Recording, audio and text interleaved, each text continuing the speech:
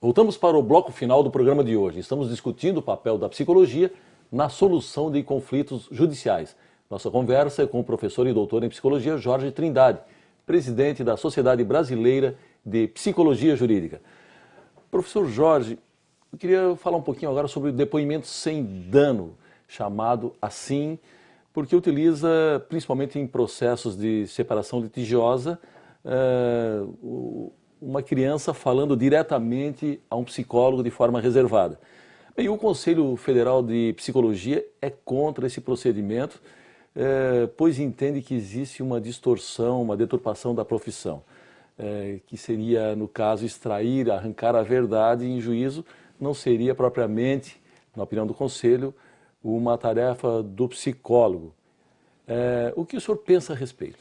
Bom, o depoimento sem dano, que na verdade é um depoimento com a minoração de dano, porque dano sempre vai haver, Sem dúvida. é destinado, mais do que nos casos exclusivamente de família, para aquelas crianças e adolescentes vítimas de abuso sexual, e esses sim, muitas vezes, perpetrados por um familiar. Não raras vezes, o padrasto. Sim.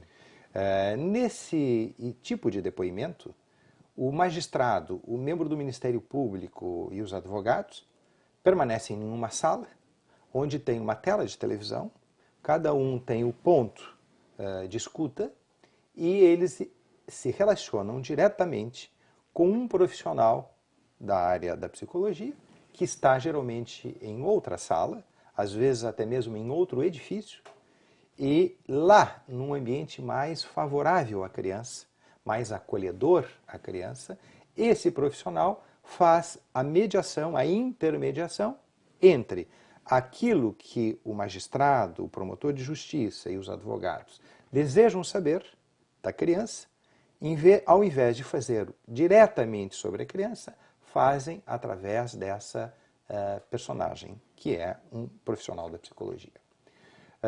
Particularmente, eu tenho a ideia de que os depoimentos vão avançar no sentido de serem menos agressivos, sobretudo quando se trata de uma criança. E, recentemente, o Estado do Rio Grande do Sul, através de um mandado de segurança, cuja a sentença saiu ainda recentemente, está agora no duplo grau de jurisdição, suspendeu a resolução que proibia, por assim dizer, esta técnica de oitiva de crianças. Portanto, parece que esse tema vai se superando na medida Sim. em que o próprio Poder Judiciário já, nesse momento, externou a sua opinião a favor do depoimento sem dano e mostrando o quanto esta modalidade serve à proteção integral da criança, que é o grande princípio que sustenta a concepção moderna do Estatuto da Criança e do Adolescente. Muito bem, professor. Falando agora, voltando ao direito criminal, um dos maiores problemas que se percebe por especialistas que lidam com o sistema prisional é a completa falta de ressocialização dos condenados. Na verdade, o responsável por essa missão, na prática, acaba sendo o próprio agente prisional, ou seja, aquela mão que afaga é a mesma que, entre aspas, apedreja. Então temos esse problema aí, né, que inclusive já foi abordado nesse programa por um representante de agentes prisionais.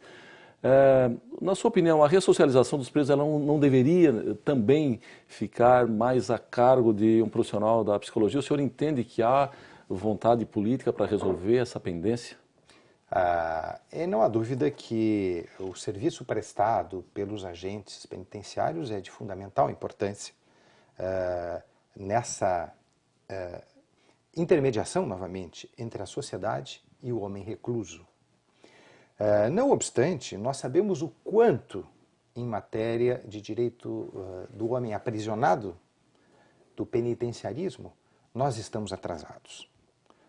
Como hoje nós olhamos o que se passava na Idade Média com um olhar crítico e como uma barbaridade, certamente daqui 100, 200 anos, os nossos Então, descendentes olharão para o que nós praticamos hoje em termos de penitenciarismo e verão o quanto nós ainda estamos atrasados. Por quê?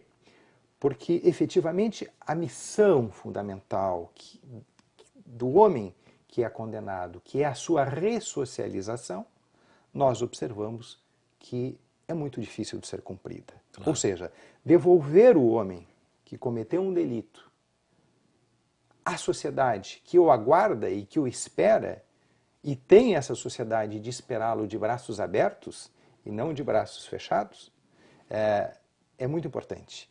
Porque a questão da condenação, além da ressocialização, passa também por um processo de reeducação.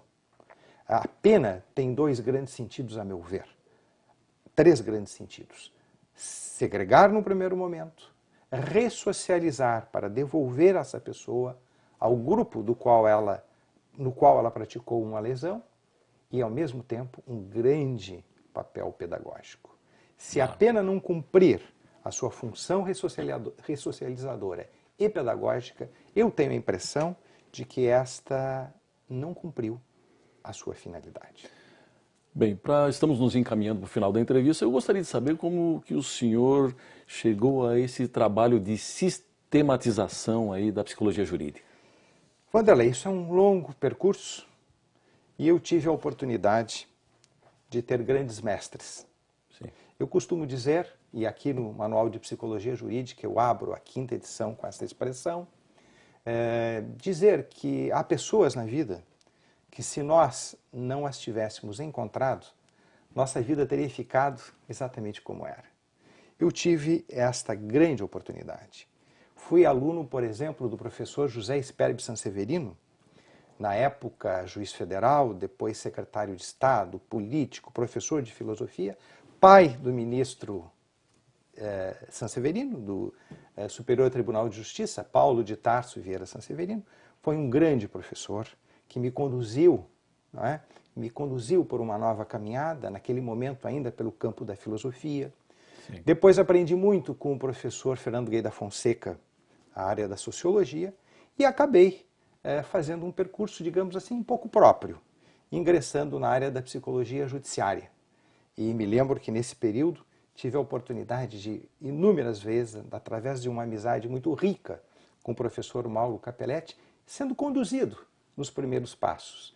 E hoje eu acho que a psicologia jurídica no Brasil conta, modestamente, com uma grande contribuição, que é isto que nós, no decorrer dos anos, fizemos: sistematizar os conceitos, as ideias da psicologia jurídica e ofertá-las a todos os operadores do direito, nomeadamente aos magistrados, para que produzam uma decisão mais sábia e mais justa.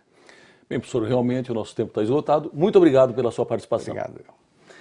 Chegamos ao fim do nosso programa. Hoje discutimos o papel da psicologia na solução de conflitos judiciais. Conversamos com o professor e doutor em psicologia Jorge Trindade, presidente da Sociedade Brasileira de Psicologia Jurídica.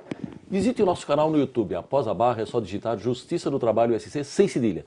E você também pode nos seguir no Twitter no endereço TRT_SC. E se preferir, envie uma sugestão de entrevista para ascom@trt12.jus.br.